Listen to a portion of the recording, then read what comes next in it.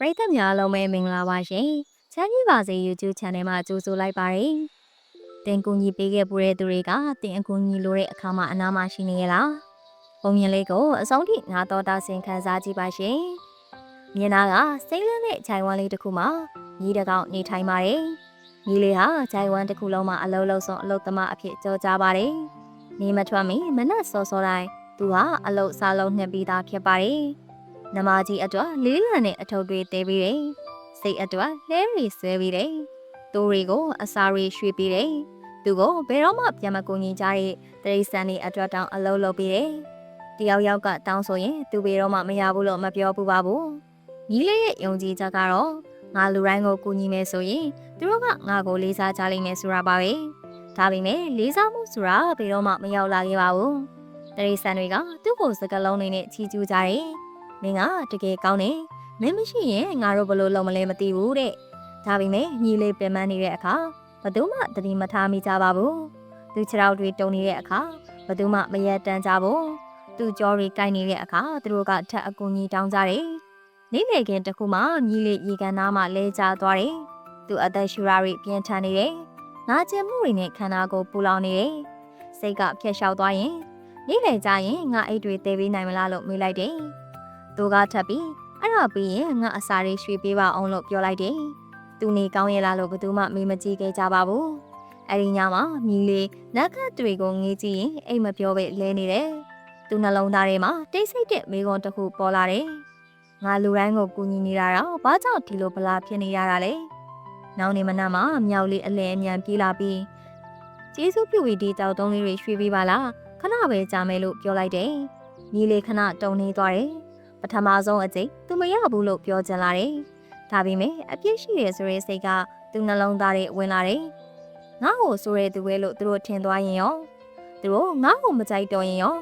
ဒါကြောင့်သူအင်းလို့ပဲဖြေလိုက်တယ်။အလုံးတော်လောက်ရောက်တဲ့အခါမြည်လေးထပ်ပြီးလဲကျသွားတယ်။မြောက်ကလေးကနှစ်ခုကြုံရှုံပြီးငင်ကငါ့ကိုနှောင်နေအောင်လုပ်နေတာပဲလို့ဆိုရင်လမ်းထက်လျှောက်သွားတယ်။အဲ့ဒီညနေခင်းမှာလက်ကြီးတစ်ကောင်ဖြည်းဖြည်းချင်းကပ်လာတယ်။လက်ကြီးဟာနှစ်ပေါင်းများစွာရှင်သန်ပြီးဘဝများစွာကိုမြင်တွေ့ခဲ့တဲ့သူဖြစ်ပါတယ်။လက်ကြီးကနူးညံ့စွာပြောလိုက်တယ်။မင်းကျုပ်ပဲသွားသလိုပဲကွာ။ညီလေးကငါကလူတိုင်းကိုကူညီပေးမဲ့ငါမထင်ရှားသလိုခံစားရတယ်လို့ပြန်ဖြေတယ်။လက်ကြီးကကောင်းငင်ပြီးမိလိုက်တယ်။ပြောစမ်းပါနောက်ဆုံးချိန်တယောက်ယောက်ကမင်းကိုကူညီပေးတာဘယ်တော့မှလဲ။ညီလေးတိတ်ဆိတ်သွားတယ်။လက်ကြီးကတိမ်မိတ်စွာဆက်ပြောပြတယ်။မင်းကကျန်တာတက်တဲ့သူမဟုတ်ဘူး။မင်းကရနိုင်တဲ့သူပဲ။မင်းကလူတိုင်းကိုကူညီတဲ့အခါမင်းရဲ့ကူညီမှုကတမိုးကျဆင်းသွားတယ်။မင်းကမရဘူးလို့ဘယ်တော့မှမပြောတဲ့အခါတခြားသူတွေကမင်းကိုလေးစားတာရပ်သွားတယ်။မင်းကလူတိုင်းရဲ့ဝင်ကိုတဲနေတဲ့အခါမင်းကိုယ်တိုင်ရဲ့ဝင်ကိုမိသွားတယ်။ညီလေးရဲ့အတွင်းထဲမှာတခုခုကျိုးပဲသွားသလိုခံစားရတယ်။ဒါဆိုငါကူညီတာရက်လိုက်ရမလားလို့သူမေးတယ်။လက်ကြီးကပြန်ဖြေတယ်။ဂရုစိုက်ခြင်းမရှိပဲယူသွားကြတဲ့သူတွေကိုကူညီတာရက်လိုက်ပါလေးစားမှုရှိတဲ့နေရာမှာပဲကူညီပါနောက်နေမနာမှာမြည်လေးအသက်တစ်ခုကိုစမ်းကြည့်လိုက်တယ်နမကြီးကအပိုထုတ်တွေတဲပေးဖို့တောင်းဆိုလာတယ်မြည်လေးခက်ပြင်းပြင်းအသက်ရှူသွင်းလိုက်ပြီးမရဘူးလို့ပြောလိုက်တယ်နမကြီးရဲ့မျက်လုံးတွေကျဲသွားတယ်ဗါတယ်မင်းပြောင်းလဲသွားပြီမြည်လေးရဲ့နှလုံးခုန်တမ်းမြန်လာပြီမေသူမတ်တက်ရက်နေတယ်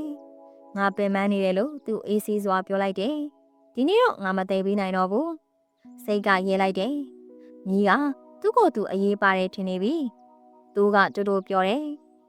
သူအတကြီးလာပြီဒါပေမဲ့ဒိုးစနာတစ်ခုဖြစ်ပြလာတယ်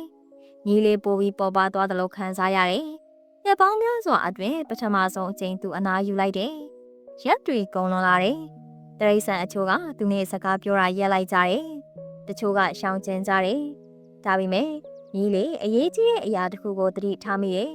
သူ့ကိုတကယ်လေးစားရတဲ့တရိษံတွေကတော့ကြံခဲ့ကြတယ်။လက်ထီလေးတစ်ကောင်ချင်းကပ်လာပြီ။ငါအကူညီလို့တယ်။ဒါပေမဲ့မင်းနဲ့အတူတူလုပ်မယ်လို့ပြောတယ်။သူတို့နှစ်ကောင်အတူတကွအလုပ်လုပ်ကြတယ်။နှစ်ကောင်စလုံးအင်အားပြေဝစွာနဲ့အလုပ်ပြီးကြတယ်။တရင်ပတ်တွေကြားတဲ့အခါမြည်လေးပိုပြီးကျန်းမာလာတာကိုတွေ့ရတယ်။သူ့ခြေလမ်းတွေခိုင်မာလာတယ်။သူမျက်လုံးတွေအေးချမ်းလာတယ်။တရိษံတွေကမတောင်းဆိုတော့ပဲမင်းမြန်လာကြတယ်။ပြန်ကူညီပေးဖို့ကမ်းလှမ်းလာကြတယ်။ကျေးဇူးတင်စကားပြောလာကြတယ်။တညနေခင်းမှာလေကြီးပြန်လာတယ်။မ မင်းမတူတော့ဘူးကွာလို့သူပြောတယ်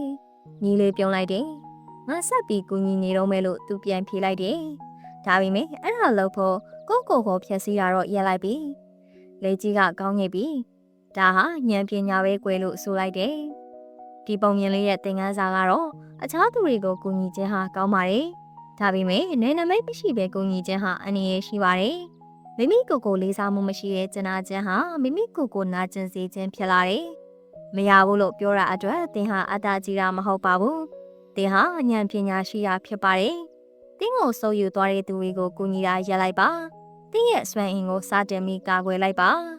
ဘာကြောင့်လဲဆိုတော့သင်ကိုလေးစားတဲ့သူတယောက်ဟာသင်ကိုအတုံးချသွားတဲ့သူတရားထက်တန်ဖိုးရှိလို့ပဲဖြစ်ပါတယ်။ကဲအခုနောက်တော့တာဆင်ခန်းစားနေကြတဲ့ပရိသတ်ကြီးတို့လည်းဒီပုံမြင်လေးတွေကနေသင်ခန်းစာတစ်စုံတစ်ခုရရှိလိမ့်မယ်လို့မျှော်လင့်မိပါတယ်။ကျမတို့ရဲ့နေ့စဉ်ဘဝမော်ရီကြားတွေကအာတင်းစရာစိတ်အားသက်စေမယ့်ပုံမြင်လေးတွေကို